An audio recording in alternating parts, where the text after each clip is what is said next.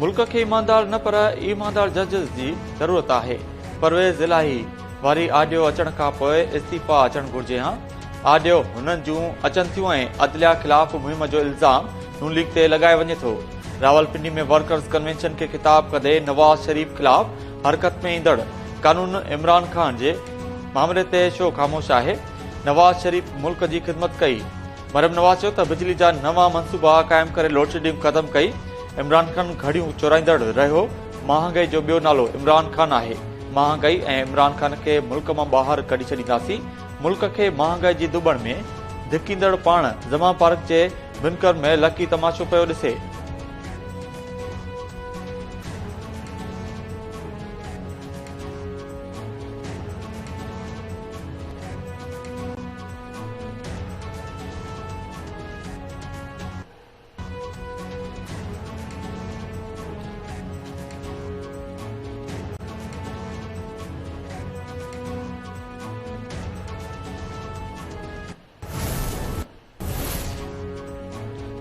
न इलेक्शन की तारीख ॾेई सघूं था, न ई मुशावरत करे सघूं था। इलेक्शन कमीशन पंजाब ऐं ख़ैबर पख्तूनख्वा में चूंडू कराइण वारे मामले ते ऐवान सदर खे मुशावरत में शामिल करण खां इनकार करे छॾियो।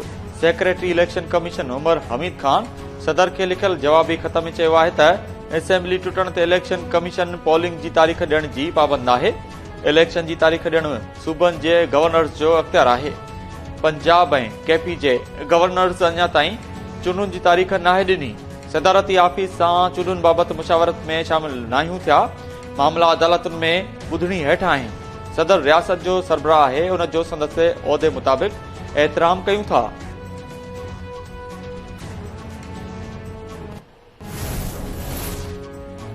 इलेक्शन खां भॼण वारनि मां नाहियूं। चाहियूं था त मर्कज़ ऐं सूबनि में इलेक्शन गॾियल तौर ते निगरान हुकूमत जे मातहत थियनि, जीअं को आङिर न खणी सघे।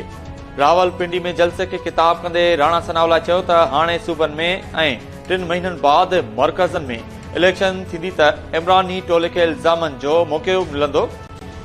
बिंकर में लिकी वेठल इमरान खान जेल भरियो तहरीक जा ऐलान पियो करे। इमरान खान भली जेल भरियो तहरीक शुरू करे, खेसि अहिड़ो जवाबु ॾींदासीं जो हमेशह लाइ यादि कंदो।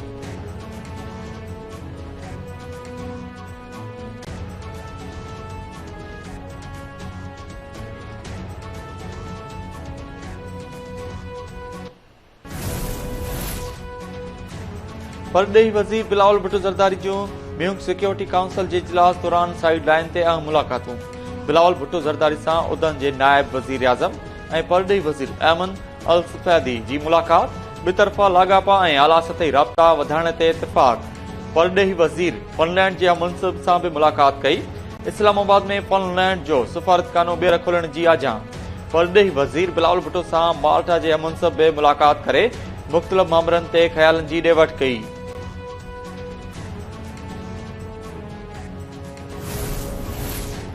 सदर आरिफ अलवी पंहिंजे उहिदे ऐं किरदार खे सम्झे, खेसि टाइगर फोर्स जे मेंबर तौर कम न करणु घुर्जे। सूबाई वज़ीर शर्जील मेमून जो सदर आरिफ अलवी जे बयान ते रद्दअमल। पंहिंजे ट्वीट में शर्जील मेमून चयो त सदर पाक फौज जो सुप्रीम कमांडर आहे। बदकिस्मती सां सदर जो पुट फौज ख़िलाफ़ मुहिम में मुलविस आहे। खेनि शर्म अचणु घुर्जे।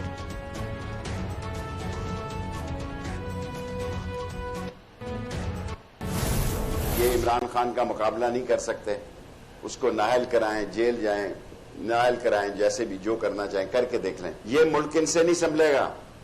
और अगर 30 अप्रैल से पहले कोई इस मुल्क में बड़ा हादसा हो गया तो मुझे जिम्मेदार न ठहराया जाए। मुल्क के वजीर दिफा ने बहुत अहम और बहुत ही हसास वक्त पर एक बयान दिया है और मैं समझता हूं वो सच्चा बयान है। और तमाम लोगों को बैठना चाहिए, इलेक्शन की डेट देनी चाहिए और इमरान खान को नाअहल करार देने की या गिरफ्तार करने की गलती नहीं करनी चाहिए। सदर फौरी इलेक्शन की तारीख दें वरना इस्तीफा दें। क्यों बैठे हैं वहां इतने बड़े घर में? जाएं अपने दंदा साजी के वहां पे काम करें जाकर। आधा सामान छोड़कर आए हो। अगर इमरान खान कहेगा तो 22 तारीख को सबसे पहली गिरफ्तारी शेख रशीद देगा।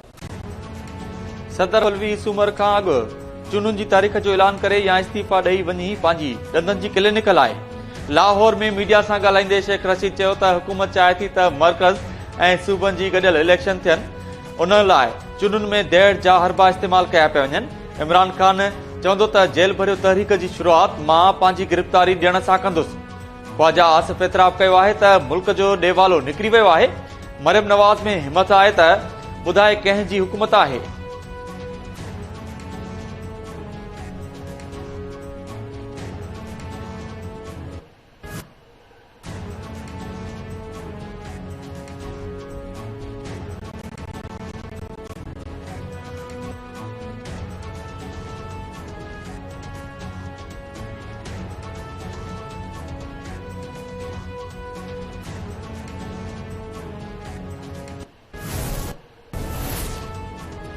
पाकिस्तान हिन वक्त संगीन मुआशी बहरान के मुंह ॾेई रहियो आहे ऐं मईशत जी बहितरी लाइ IMF खां मदद घुरे पियो।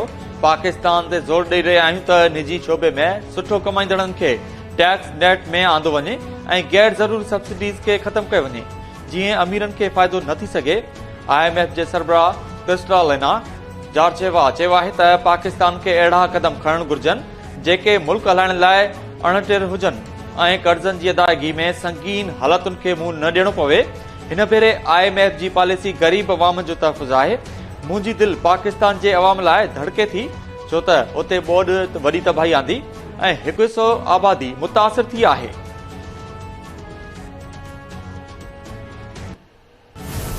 अगर हमें आज के सियासी निजाम में सलाहियत नजर आती, वो काबिलियत, ये वो अहलियत नजर आती मुल्क के मसाइल को हल करने की, तो हम उस प्लेटफॉर्म से बात कर लेते। आप सिर्फ ये नैब को ले लें, आज हुकूमत क्यों नहीं चलती? क्योंकि एक बुनियादी वजह नैब है। इंतखाबात, आईन कहता है इंतखाबात होने चाहिए और इंतखाबात होने चाहिए, इसमें कोई दो राय नहीं है। आपका आईन ये कहता है। अगर मुल्क के मसाइल कुछ ऐसे हैं कि इलेक्शन नहीं हो सकते, इसका फैसला अदालत में जाकर होगा।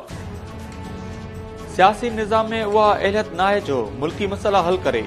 अॻूणे वज़ीर आज़म शाहिद काकान अब्बासी मुल्क जी मौजूदा मुआशी सूरतहाल जे ज़िम्मेवारनि जो ताइन करण लाइ कमीशन जोड़ण जो मुतालबो करे छॾियो। कराची में मीडिया सां ॻाल्हाईंदे शाहिद काकान अब्बासी चयो त हिक ॿिए खे जेल में रखण सां मुल्क जा मसइला हल न थींदा।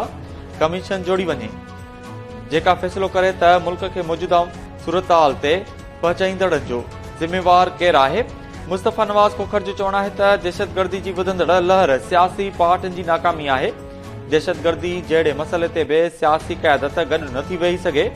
APC छॾाइण बाद मुलतवी कई वई।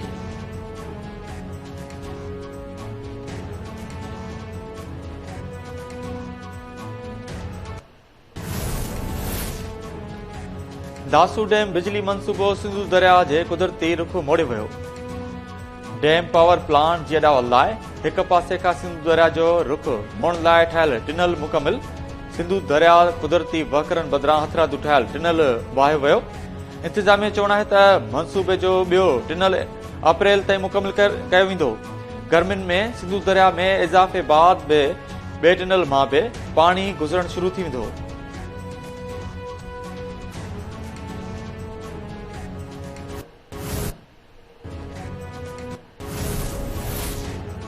कराची पुलिस चीफ जी ऑफिस ते हमले में ज़ख़्मी थियल पुलिस एहलकार दम ॾेई छॾियो।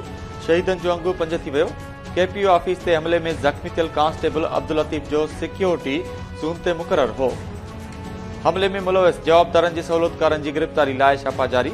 जांच टीम मुख़्तलिफ़ इलाइक़नि मां 5 शकी जवाबदारनि खे गिरफ़्तार करे वरितो।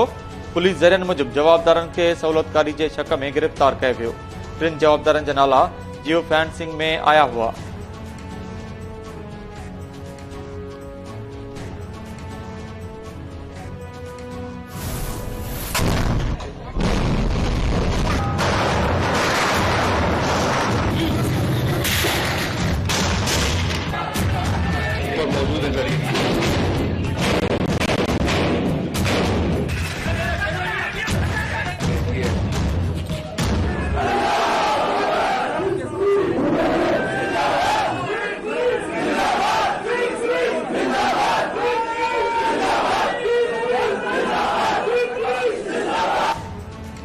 कराची पुलिस चीफ जी ऑफिस ते हमलो कंदड़ 3 दहशतगर्दनि सां गॾु 2 सहूलियतकार बि मौजूद हुआ। 2 सहूलियतकार दहशतगर्दनि खे KPO ऑफिस ॾेखारण बाद फरार थी विया। KPO ऑफिस ते थियल हमले जी FIR में इंकशाफ। कराची पुलिस ऑफिस ते हमले जो कैस सरकार जी फरियाद ते CTD थाणे ते दाख़िल कयो वियो। FIR जे मतन मूजिबि 3 दहशतगर्द फैमिली क्वार्टर्स जूं तारूं कटे कराची पुलिस ऑफिस में दाख़िल थिया। दहशतगर्दन हैंड ग्रेनेड बि इस्तेमाल कया। हिक दहशतगर्द चौथी माड़ ते जवाबी कार्रवाई में मारिजी वियो। बे दहशतगर्द पाण खे धमाके सां उॾायो ऐं टे दहशतगर्द खे इमारत जी छत ते मारियो वियो। सोशल मीडिया ते पाबंदी मड़ियल तंज़ीम हमले जी ज़िम्मेवारी क़बूल करे वरिती। पुलिस हमले में मुलविस ॿिन्ही सहूलियतकारनि जी ॻोल्हा शुरू करे छॾी।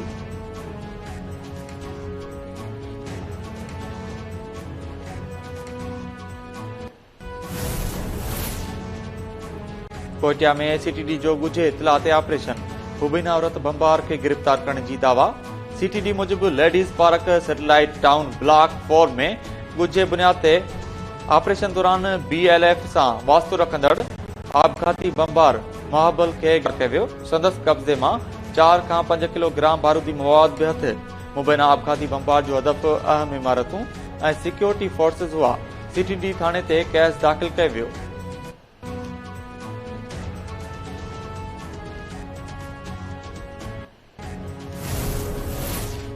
मीरपुर माथेलो में डोहरनि सां मुक़ाबले में शहीद थियल अहलकार जी जनाज़े नमाज़ अदा कई वई। मड़ मिटीअ मां हवाले शहीद अहलकार मुश्ताक गडाणी जे ॻोठ गुल बैग गडाणी में जनाज़े नमाज़ बाद मड़ अबाणी कब्रिस्तान में मिटीअ मां हवाले कयो वियो।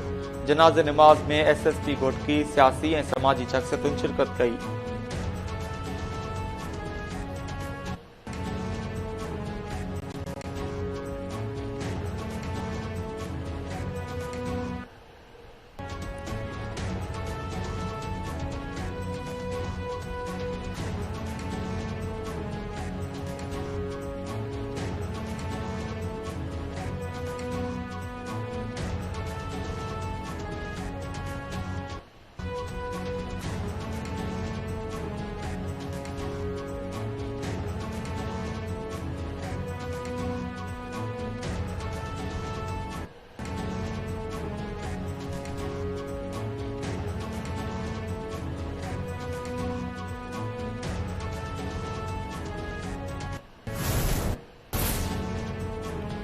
मुल्क में महंगाई पेट्रोल ऐं अटे जे अघनि में वाध खिलाफ सिंध जे मुख़्तलिफ़ शहरनि में एहतजाज जो सिलसिलो जारी। कंबर मटियारी कोटड़ी कश्मीर मीरपुर माथेलो बाढ दुदापुर ऐं ॾखण समेत मुख़्तलिफ़ शहरनि में महंगाई खिलाफ एहतजाजी मुज़ाहिरा कया विया। मुज़ाहिरीन चयो त हुकूमत पेट्रोल ऐं आम वापे जी शयुनि जे अघनि में ॻाटे टोड़ वाध करे जीअण जंजाल बणाए छॾियो आहे। ॿिनि बेलनि जी मानी खाइण बि ॾुखियो बणिजी वियो आहे। हथरादू महंगाई कंदड़नि खिलाफ बि कार्रवाई नथी कई वञे। आम वापे जी शयुनि जे अघनि ते ज़ाब्तो आणे हथरादू महंगाई ऐं ज़ख़ीरा अंदोज़ी कंदड़नि खिलाफ कार्रवाई कई वञे।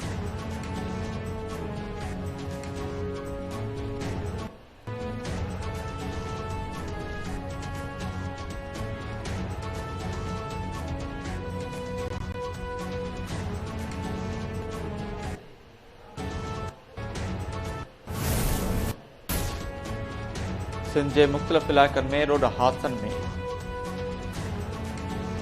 म्यूनिख सिक्योरिटी कॉन्फ्रेंस जे मौक़े ते अमेरिका ऐं चीन जे परॾेही वज़ीरनि विच में अहम मुलाक़ात। एंटोनी ब्लिंकन ऐं वांग ज़ी विच में मुलाक़ात दौरान चीन जो मुबैना जासूस फूकणो किराइण वारनि मामलनि ते ॻाल्हियूं।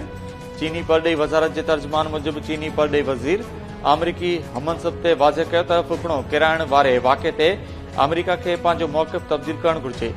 अमरीकी परॾेही खाते जे तर्जुमान मूजिब वाशिंगटन नई जंग नथो चाहे। चीनी फूकणनि ज़रिए ॿीहर अमरीकी हदुनि जी भञकड़ी न थियणु घुर्जे। चीन यूक्रेन जंग में रूस खे मदद फराहम कई त सख़्त नतीजा भोगणा पवंदा।